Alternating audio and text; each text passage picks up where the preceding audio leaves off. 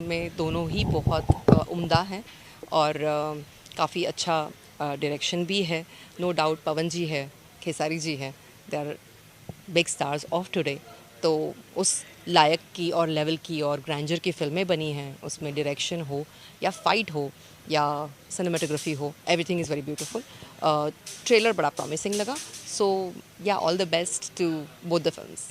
Madam, ये कहा जा रहा है कि ये फिल्में भोजपुरी सिनेमा को नेक्स्ट लेवल पे ले जा रही हैं। आपको लगता है ये एक नए ट्रेंड की शुरुआत हो रही है at least? I am sure because जितना मैंने सुना है हर हर गंगे के बारे में भी चंदन उपाध्याय जी की फ़िल्म है और नो डाउट मैंने वो स्क्रिप्ट भी सुनी थी, मेरे पास भी आई थी और उसमें जितना किरदार पवन जी का है वो गंगा मैया के ऊपर आधारित है, तो बहुत ही स्ट्रांगली वो प्ले किया होगा उन्होंने भी।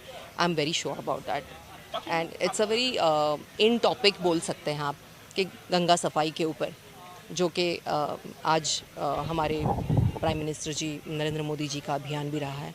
सो आई वुड अप्रिशिएट कि इस तरह की फ़िल्में बने, लोग देखें, समझें और सबसे पहले साफ़ सफाई और हाइजीन को समझें। आज कोरोना काल में सब लोगों ने कितना दुख और तकलीफ़ देख लिया है। सो आई फील ये एवरीडे लाइफ में इम्बाइब होना और इनकलकेट होना बहुत ज़रूरी है। So yes, piece of advice. बाकी मैम, आपने एक बात कही कि स्क्रिप्ट आपके पास भी आई थी हर हर गंगे की। क्या आपको अप्रोच किया गया था कोई रोल करने के लिए हर हर गंगे में? Yes, it was approached, but उस टाइम पे मैं मेरा शो कर रही थी Rajjo, so it was not just possible to talk about the film. तो जब पहले ही बात हुई तो मैंने कहा नहीं, मैं ऑलरेडी शो कर रही हूँ, बट टॉपिक मुझे समझ में आ गया था and it sounded very interesting. मुझे इतना याद है गंगा सफाई के ऊपर वो रहा है और काफ़ी चीज़ें इंटरेस्टिंग, उसमें स्टार कास्ट भी काफ़ी अच्छी है, सब बड़े कास्ट उन्होंने लिए थे। आई थिंक मनोज जी भी पार्ट है उसका। ताकि मैं अब उसको चंदन ने कहा है कि भाई हम इसका पार्ट 2 बनाएंगे, हर हर गंगे पार्ट 2 बनाएंगे। अब अगर आपके पास समय रहा तो आप करेंगे उस फिल्म को? Of course I will hear the script और मेरे लायक क्या क्या काम होगा वो देखिए। मेरे लिए इम्पॉर्टेंट है कि मैं ऐसे फिल्म का पार्ट बनूं जहां पे मुझे करने के लिए और मेरी ऑडियंस को मुझे देखने की जो चाहत है उसको मुझे दिखाने के लिए कुछ मैटर तो हो। So that's what matters to me. अच्छी स्क्रिप्ट होगी तो ज़रूर करूँगी और मेरे करने लायक कुछ होगा तो ज़रूर करूँगी।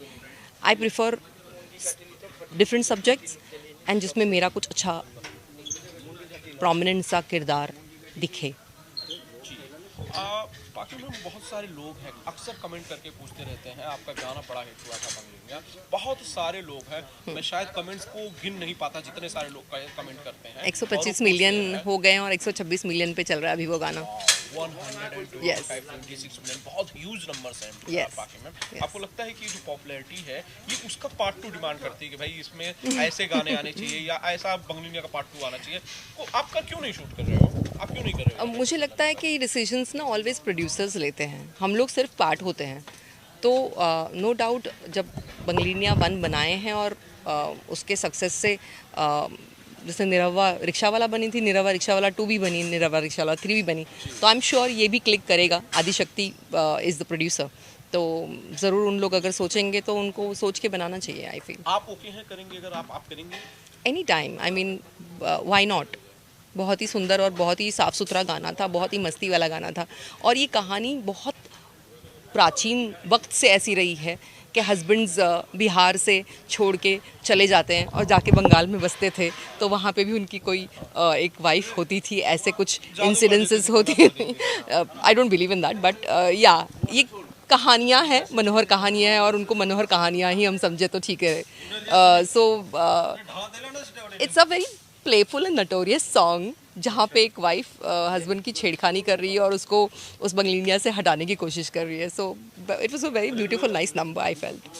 शानदार, बहुत शानदार गाना था और उसका जो पार्ट 2 जब भी बनेगा आप लोगों के साथ बहुत ही ज्यादा आई एम शानदार श्योर। होगा। बाकी में और कुछ प्रोजेक्ट्स जो आप कर रहे हैं आने वाले टाइम में, अगर आप ऑडियंस को अभी के लिए तो मैं इसी प्रोजेक्ट पे ध्यान दे रही हूँ और दूसरी प्रोजेक्ट की बात ऑलरेडी चल रही है, but I would prefer to go slow about movies because movies भागदौड़ में करो तो अच्छा नहीं लगता। मुझे लगता है कि अभी रज्जो ख़त्म हुआ है और रज्जो के उस फटीक से मैं बाहर निकल रही थी, so I took a break for a good time और अब जब अच्छी फिल्म ऑफ़र हुई है तो मैंने सोचा कि मुझे इसको करना चाहिए। सो 100% कोई अच्छी फिल्म आएगी, I will be doing it. Okay, thank you. Thank you ma'am. बाकी मैम, बहुत बहुत थैंक